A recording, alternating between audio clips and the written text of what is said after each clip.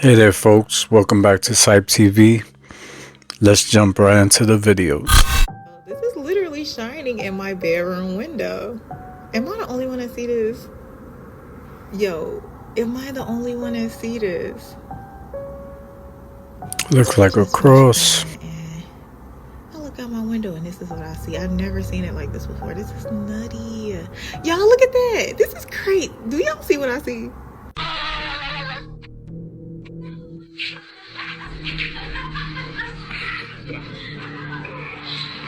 Why was this dude bugging out in the Philippines? Oh God, bro. 15 shots of espresso.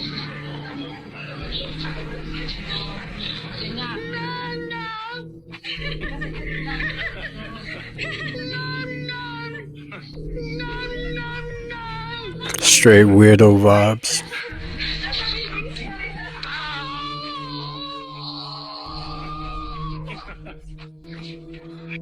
I heard he's facing like 24 years.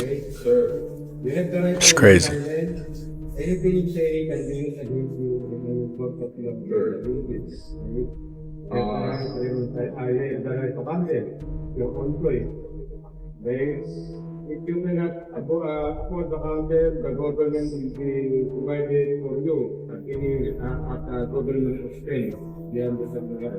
Yes. My question is, example, what happened if you drop inside this water? That's what happened if you jump inside this water. Jump inside the water then.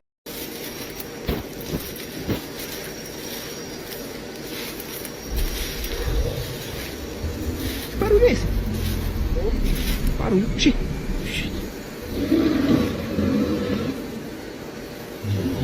O céu! Que é isso, velho? The fact that covers the N-word. Oh wow. I would buy American. I have a Harley in my living room and a truck in my yard. Get it right, my friend. Why are you bothering me? I've got no lights and I almost hit you. Well, then you better learn how to drive properly, shouldn't you? What I need you to do is step off the bicycle. I don't have a kickstand because it's a Chinese piece of can't even make a kickstand properly. I'm a proper man and I've been robbed of everything and I am not a happy man. You're under the influence of alcohol, riding a bicycle with no light on the back. I am under the influence of bullshit of this world. How much have you had to drink? Not enough. Hell no. I'll show you how my ACL is gone. It's been missing since 91. I have worked for the richest of the rich, the best of the best, and I'm going to get hassled for a tail light in America. You said you got kicked out of the DMT space. Right. I ventured in this space hundreds and hundreds of times, right? And I popped into a space where there was an entity. And this entity was startled by me popping into its space, right? And so in a second that happens, usually what happens with these entities, you have this nonverbal bridge, like sort of like I can read your thought, you can read mine. We are connected immediately. And so I popped in and I know I startled this creature because it got annoyed with me. So the description that I can give is that the feeling of annoyance, like what are you doing here? What, you know? And in a second that happened, I could, because I knew that this creature was annoyed, the creature also realized that I know. And it almost felt like it corrected itself. Oh, okay, so we have a bridge. So I hear your thoughts, so you have to behave. There was that kind of an exchange, right? Now, so the first was a startling, you know, and the second was like, oh, okay, so we are connected. I can hear your thoughts, sort of. You can hear mine. So there's a bridge, and this creature was, again, it's nonverbal, so you just know this. This was the question. If I paraphrase of like, okay, well, you hear what you want to know. What did it look like? Almost like the drawings that we see. This creature was tall, and a long face. So it's wearing some kind of a robe. And the question was, okay, so what you want to know? Why are you here? What you want to know?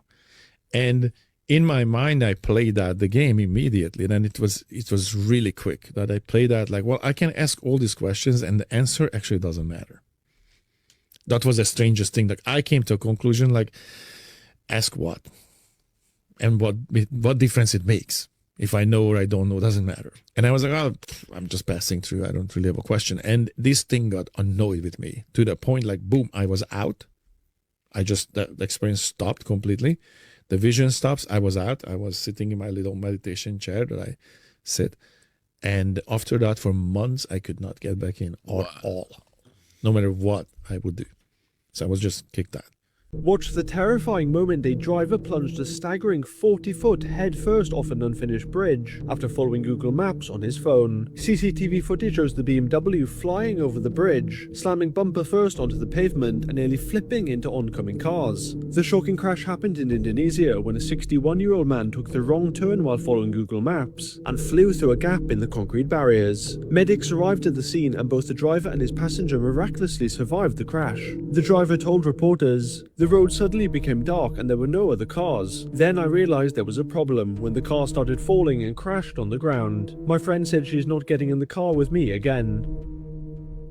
Want to hear a cryptid story? I would love to hear a cryptid story. The more research I do, the more identical they are. So again, we have 2 hunters who are out in South Carolina. These are avid woodsmen. They're camping, they're sitting at the fire, and as they're winding down, they begin to hear what sounds like drumming. Something's like with force hitting something. They start to get up, and before they see anything, like every other story, they smell something. Just Bigfoot. It's like swamp and rotting flesh. They use the descriptor copper, kind of like a blood-like copper-like smell. They put a flashlight up and immediately glowing eyes, tall humanoid creature, long arms to the ground, and they freeze in fear. And the thing like postures up, dude pulls his gun, fires a shot, hits it, and it lets out the loudest roar they've ever heard. After getting hit, it doesn't stop. It keeps running at them, and they get in the truck, and the proof that they have is the tailgate of this truck has claw marks through the back of it, but instead of just being like punched, it looks like tinfoil that's been peeled back. Oh my gosh. But this thing with glowing red eyes and the brake lights chased them for a quarter mile before giving up the pursuit. A quarter mile, this thing's roaring and running them down a hill. They've never gone back to the woods. This was in 1987. They've never been back. I mean, that's like the Mothman, just like it chasing them for miles. In that region of South Carolina, there's like legends of a lizard man, and it fits exactly with other stories where people have reported similar things. It's terrifying, dude. Cave systems in the mountains. I guarantee that's where they're all coming from, man.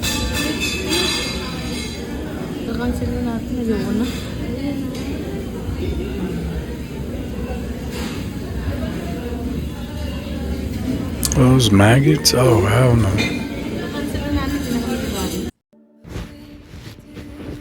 See if Jesus can strike a lightning right in the middle of that field, because it's already struck and they say lightning never strikes twice. So I'm going to see if Jesus Christ or God, or I know they're in 3, but whoever controls that, can make lightning strike right there in 5, 4, 3, 2, 1. No way! No way! I just got that on camera. Dude, Rogan just sat down and he's tweaking. He can't even catch his breath. Look at this. Oh, he's back, you know. Dude, he's chimping. Look at him. Illegal. So uncool. Right. Oh, he's high out of his mind. We're so happy to have you here. Really cool. He's high. He's tweaking. So I asked him to please move the bread and stuff before he sweep, and guess what he's doing? He's still sweeping and the bread is out. So now that he's sweeping, the dust and dirt is right there and the bread is not covered, it's out. And he's the manager. That's crazy. He said he knows his job too. When I told him he knows how to do his job, that was his response. I do have a couple of other very specific predictions that I picked up on when I was remote viewing Trump and his next 4 years. I actually saw that there is going to be an attempted follow-up assassination, and I saw that it wasn't going to work. It could potentially happen right after inauguration. I did see a stock market crash, and then I also saw AI to change every industry in the way that it's actually going to empower the individual. And then I also saw destabilization of global relations, specifically basically there's going to be a change in access to goods. There was also going to be a focus on eradicating chemicals from food and water and air, which I think less Trump, more RFK. Yeah. A huge power shift as well going to happen in the next 4 years. The individuals who have had power, the deep state, the shadow government, they're going to be losing power. They already are, but it's going to happen rapidly, which is exciting, but also a bit scary because what are they going to do if they're backed into a corner? And then, like we mentioned before, more crimes against humanity being exposed, especially a focus on trafficking, which I think we can all be happy about. I saw Trump having a heart attack in the 3rd year of his term. It looked like it was a totally natural heart attack. Now, we have to understand, too, that timelines can and do change all the time. So that's just assuming nothing changes it. Yeah, exactly. There's also going to be massive cosmic disclosure as well in the next 4 years. We're already seeing it happen, but it's going to continue exponentially. They said telepathy is just the tip of the iceberg. It goes way deeper. I've been really getting back into the telepathy tapes. Oh, yeah. Dude, it's blowing my absolute mind. Tell me about it. There's this one boy, Houston. His story is just insane. Like, grew up severely autistic, non-speaking, non-verbal, and she just grew up thinking that he was basically just almost like a vegetable. She came home one day, her son walked downstairs, looked her straight in the eyes, which she said never made eye contact ever, and said, "I love you." Verbally. And she's never spoken in his life. Through that was the beginning, figuring out that he could read people's minds. He could see what they were thinking. It starts with him talking about this place. He says that he goes to this place with other kids, other people that have this ability of telepathy. They call it the Hill. Yeah. And he says, we meet there, we teach each other things, we pray for each other. And it's like this community of kids that have this ability. They go to the Hill. It's not like a physical place. It's like not dimensional. It's like a place where their consciousness goes. And they said, but it's like in the shape of a hill. But it's like not dimensional. But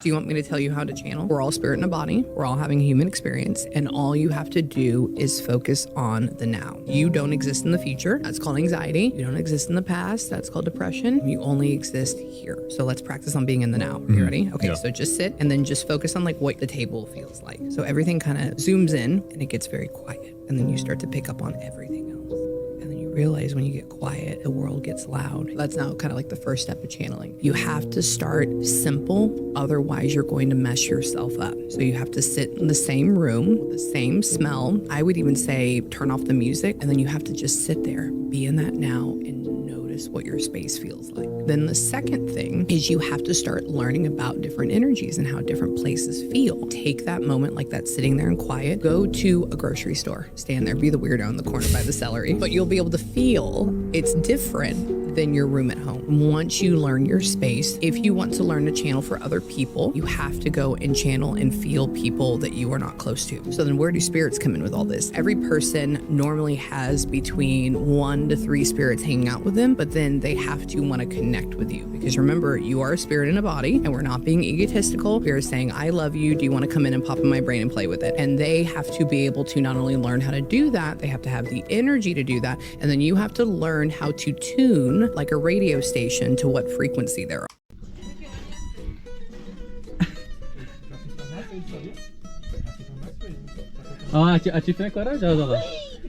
Oh.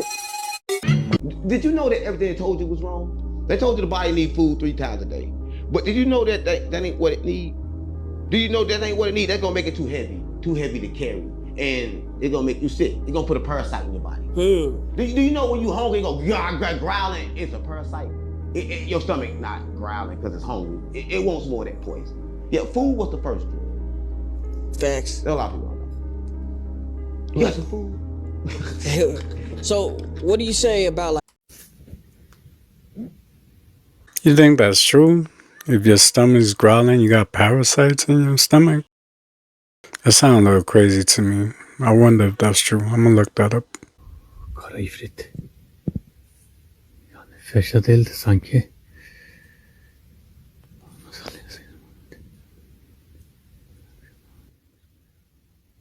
The abductors are not aliens from another world, but they're us. That makes the most sense to me. From another time. They're us from our own future. These are humans coming back because we gave our humanness away to technology. They're the product of the loss of their humanness. They're warning us not to do it, and they're also want it back. And they're thinking that would explain the extraction of eggs and sperm. Exactly, egg, sperm, and DNA. They're thinking they can at least merge some of this back into their existence.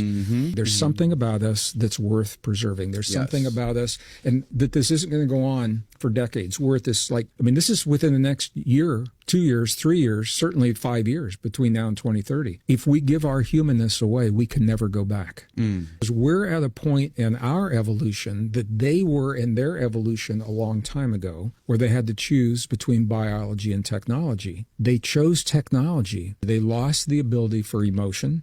They lost the ability to conceive internally, sexually. It's all asexual. Bit of an unusual situation. Now, this first portion of the radar cycle, fairly bland and typical, but then you see these bands of very distinct cloud cover moving into the region. That is not rain, that is not snow. Believe it or not, military aircraft flying through the region is dropping chaff. Small bits of aluminum, sometimes it's made of plastic, or even metallicized paper products, but it's used as an anti-radar issue, and obviously they're up there practicing. Now, they won't confirm that, but I was in the Marine Corps for many years, and I'll tell you right now, that's what it is. 50 and... Damn. So I'm in the bathroom right now. I'm not going to the bathroom if you're wondering, but I'm hearing like shuffling sounds outside the door, and I need to put the camera.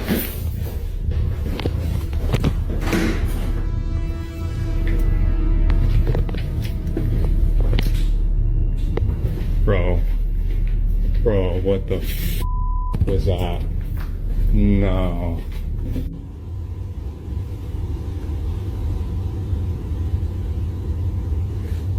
I swear to God, I heard like a woman talking in here.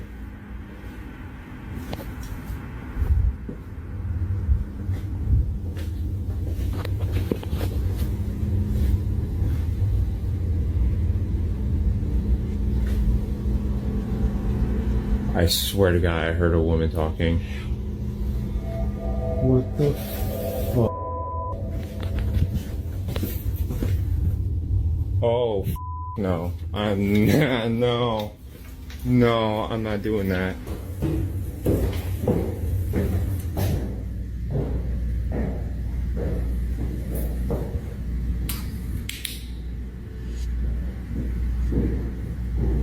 Hello?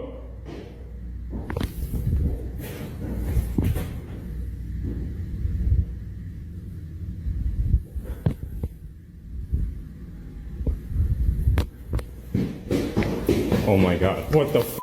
What the f? Bro.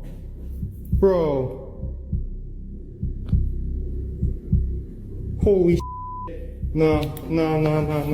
I'm over at the restaurant right now. That's Son, leave that job. The door's been wide open. And they said they've seen lights going on and off in here. The Zionic area.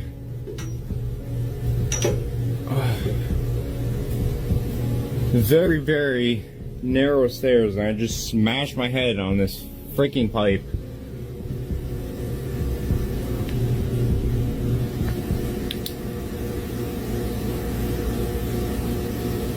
Hello? Oh my God.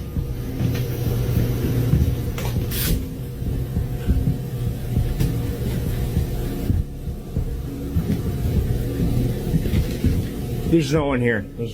I'm Nope. Okay, I'm out. Okay, just leave me alone.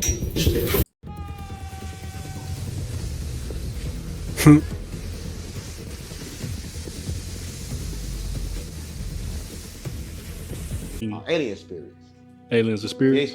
They like, a lot of people don't know this though, right? Let me tell you how it works, right? So the earth is flat, right? And when you go to Antarctica, it's an ice wall, right? And everybody go like up and they look for the other places. But if you want to find the Anunnakis and stuff, I know where they stay. So you got to go straight over the ice wall, and you're gonna pass a little island. And this island glow, they call it the island of Abraxas. But I'm gonna tell you something you don't know about Abraxas, right? Because I gotta tell people something. And then for the first time on Real Street Stars in America, I'm gonna tell everybody God's real name. Because you know the red moon came and now we at war with the fake God of Earth. We got to kill him. But I got God's real name for everybody they don't know. God's real name is Abraxas. So a lot of people know. So look at the God's real names. They want to pray, they got to pray to Abraxas and Sophia, because Sophia God big. I mean, that's his wife, Sophia. And then Jesus, they son. So that's the three that the church got to praying to and everybody was confused.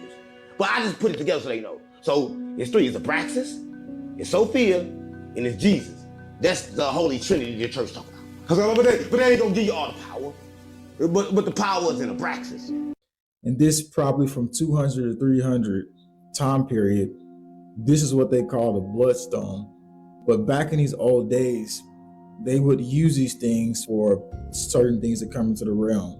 And we're here at that timeline again. They already admit that so-called electronic blood is inside of these supercomputers. Being cuprious oxide gemstone could hold the key to the quantum computers.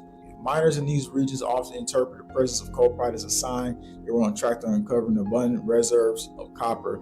Ancient civilizations believe it to be the blood of petrified remains. Giant's blood. Gigante. This is obviously a creature. That is that tendon. This is the red bloody stuff. So if you take this here, it's a cult within a cult, they say. St. Andrews University. They just finalized their agreement in 2024 for the massive supercomputer plan. And here's a school. It was founded in 1413. It's the third oldest university, English speaking one that we have in the world. We're talking thousands and thousands of years old, where they have these secret societies.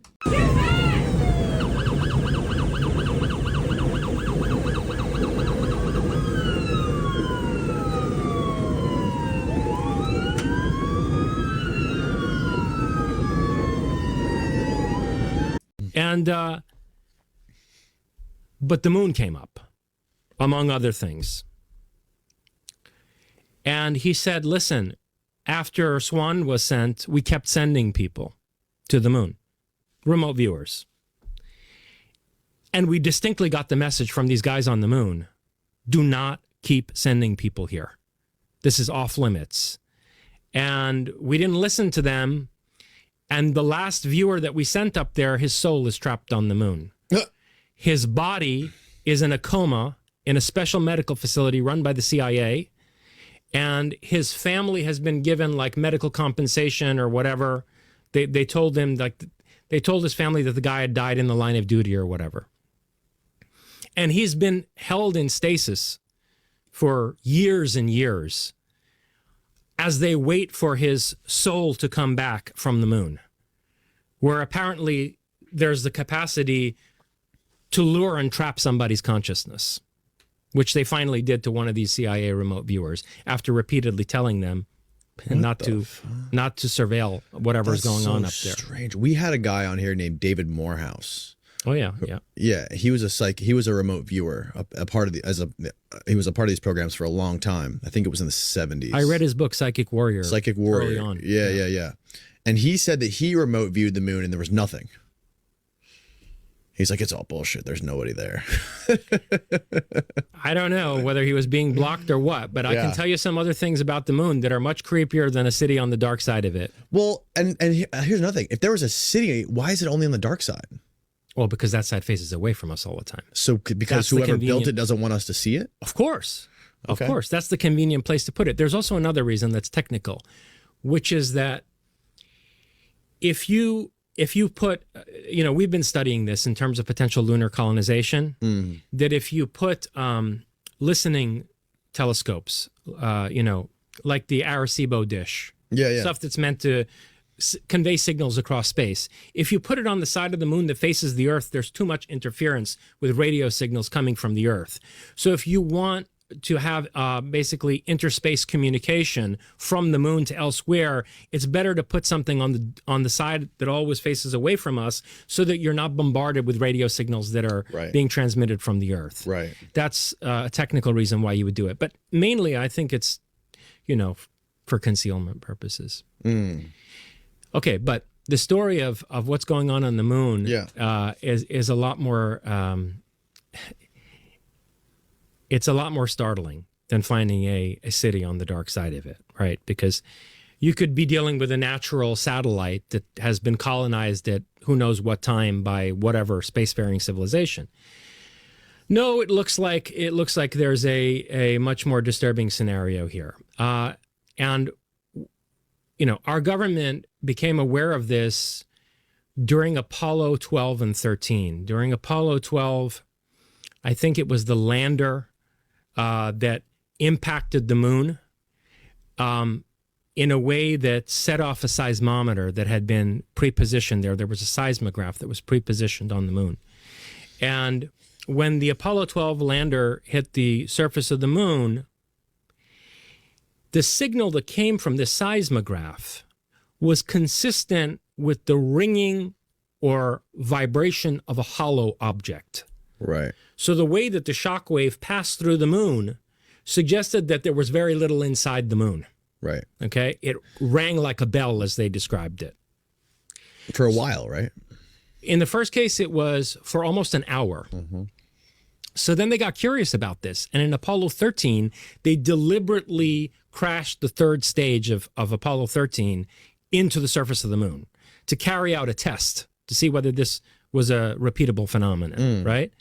And this time, the seismograph not only confirmed the resonance passing through a hollow object, but the moon rang like a bell for 3 hours.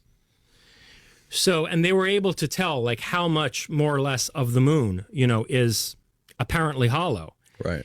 And it's really shocking. It's like the moon goes down for about 20 miles as a solid structure.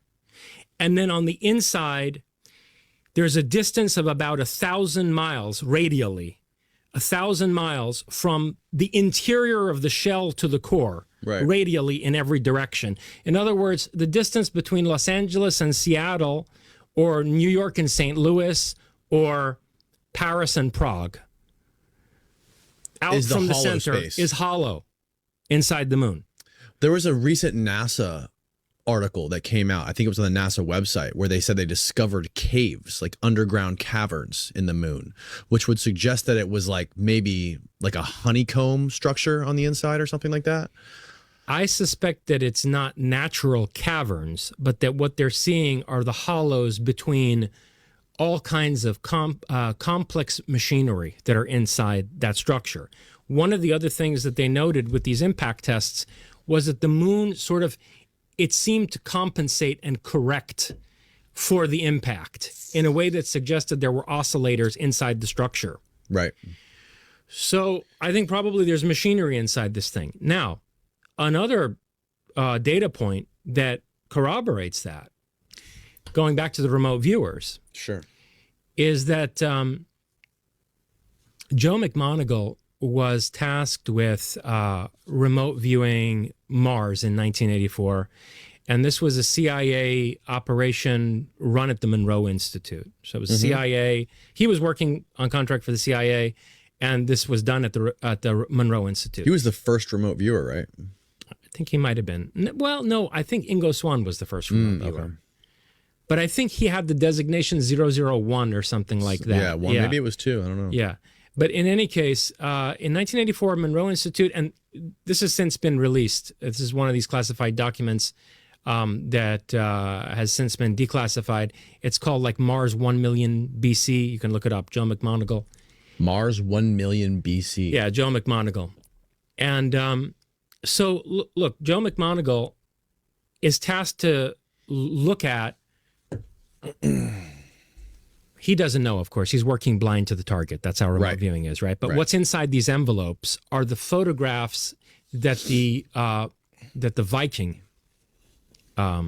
probe took on Mars in 1976, where we got back these images of the pyramids and the fort and the face, infamously, right? So there are all these apparent man-made megalithic structures in the Cydonia region of Mars, which were first photographed by the Viking mission in 1976. And that's what was inside these envelopes when McMoneagle was doing this remote viewing session. And he described being in the midst of the ruins of a megalithic city with gigantic pyramids. He said they seemed like they were maybe 3 times the size of the Great Pyramid in Giza. Wow. And he described... part of the Stargate project. Yeah, he described a maze of structures under these pyramids, like subterranean tunnels and hallways. At one point, he walks through one of these hallways, and it leads to an opening, and he finds himself on the outside of the pyramid looking up at it, looking up across the face of the pyramid. And he describes also these highways that are trenches. They're these perfectly geometric trenches cut across miles and miles of Mars' surface. And he said his impression was that they were used for a craft. Like, you know, there are bad storms on Mars, right? So if you had hover cars or whatever, you would want them to be transiting through something that had high walls on either side. That was a, sunken channel, basically. To avoid a sandstorm. To avoid a sandstorm passing over the top of your head. Yeah, like some Star Wars So shit. this is basically, he describes this, okay, during his remote viewing session. Yeah. But he says, look, the civilization is long dead. I'm seeing, the ruins of a civilization that once was eons before this. And he was tested at 1 million BC. So they said to him, okay, so go back to when these people were still alive and thriving. And he goes way, way back. Now, we can infer from another data point that I'll come to, how far back he went. Okay. But he doesn't say in the session. But he goes back to when these people were around. And then he describes Nordic-looking, super tall people in skin-tight jumpsuits. People. I wonder if what they say about the moon is true. Because there's people that's now recording things like through telescopes and cameras, like ships flying by the moon. And also, and he was talking about the pyramids of Giza. It's funny how he said that about the moon, and now they're discovering here that the pyramids here, they have structures that go deep below the surface. And they're talking about that there's probably cities down there. So that was a super interesting clip. And now we learn from the Bible how the Most High created using light and dark matter. Hello out there.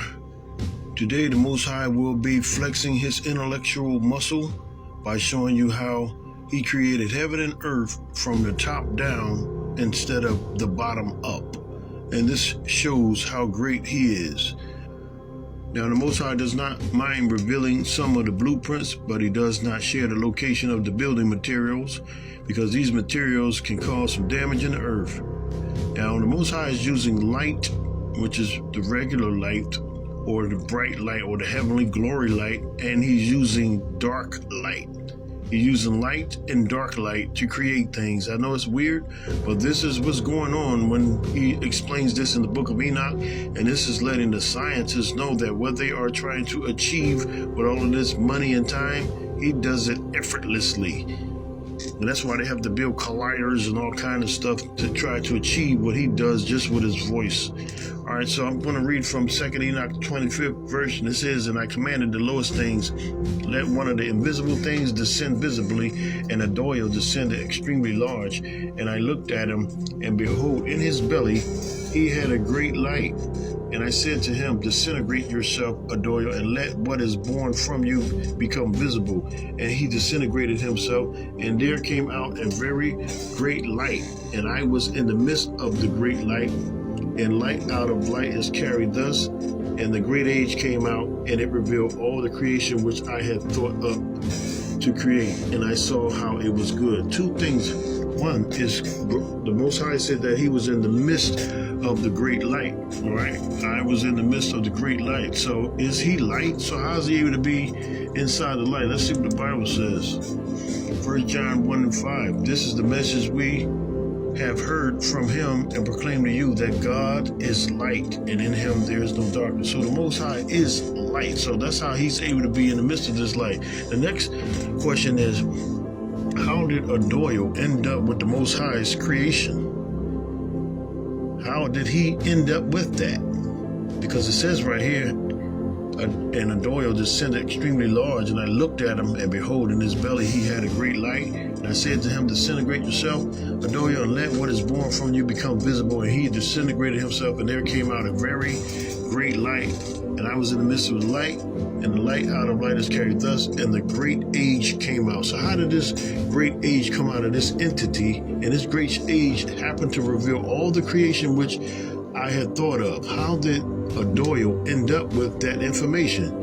And let me show you how. The Most High imparted it on him, because with his eyes, it says, my eye looked at the solid and very hard rock, and from the flash of my eye I took the substance of lightning, both fire and water. So the Most High is able to take, down here in this verse, he's taking with his eyes. All right, so up here, the Most High says, and I looked at him. So when he looked at him, he imparted on him the blueprint of all his creation, everything he wanted to reveal in creation and make in creation. He imparted it upon this big entity by looking at it.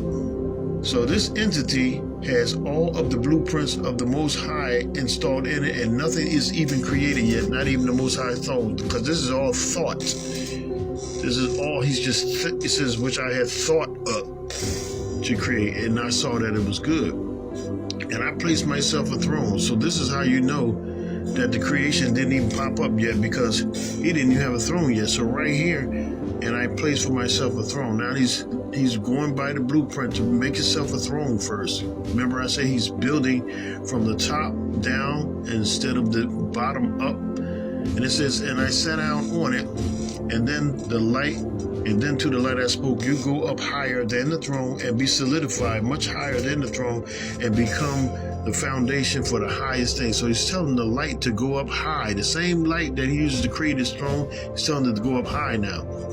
And it says, and there is nothing higher than the light except nothing itself. And again, I bowed myself and I looked upward from my throne. Why is he looking up? Because he's looking at the blueprint. All right, let's move on. So now he's creating the heavenly things with Adoyo. So now he's about to create the earthly things with Arcus.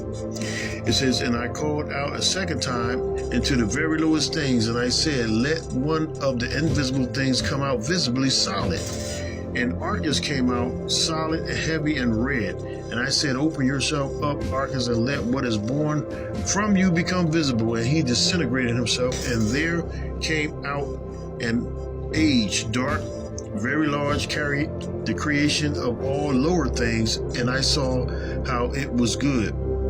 All right. Okay, watch this. And then he says to him, come down low and become solid and become the foundation of the lowest things. All right. So this thing, this entity that he's using to create the lower things is the dark energy. This is the dark light. So this thing became so solid that the Most High used it to hold the whole earth up. So this is the foundation of the earth, because the Most High told this thing to go under so that no one else could access this dark energy. Now, so I want to ask a question. The Most High takes right here in 27 verse and says, and I give the command, let there be taken some of the light and some of the darkness. And I said, become thickened and be wrapped around with light. And I spread it out and it became water. The question I want to ask, how did some of the light and some of the darkness become water? Now let me show you what's going on here. Now the Most High, let me bring you to this prism right here. All right, this is Adoyo, the first entity. All right, I'm just using this as an example because mankind knows about light, but they don't know about the dark light, which is gamma rays, infrared. They know about it, but they don't know how to harness it to actually make something solid. So here it is, the Most High speaking a word, and that word becoming light, and then that light, this light, became creation. So everything that ever exists is in this light. Now this is from the beginning now. The beginning of time. Everything comes out of this light. I know a lot of people may be saying, well, how can a bird come out there? Like, how can a flower come out there? Like, everything comes out of light. And I'm going to prove it to you. So the question we must raise is it possible to take sound, because it says right here, and I gave the command, that's a sound. Can you take the sound and create the light? Both the light and, he's taking dark light and regular light, or the heavenly light, and he's creating mass, which is water. Let me explain that again.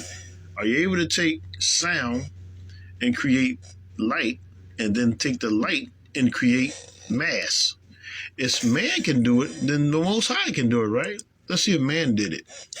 Researchers at the Lawrence Livermore National Laboratory in California successfully converted sound waves to light radiation by reversing a process that transforms electricity to sound, which is commonly used in cell phones. So man is able to take sound and create light.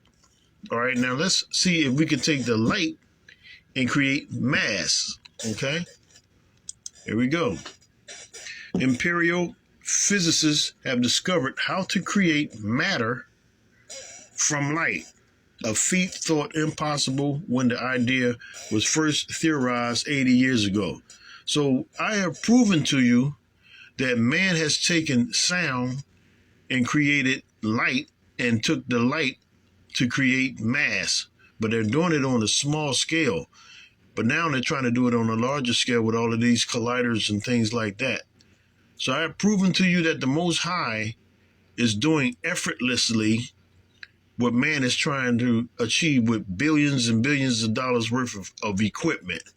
And this shows his magnitude, and he's included this in the book of Enoch to let the whole world know that he is the creator of all things, and that mankind is meddling into something that he deems to be child's play.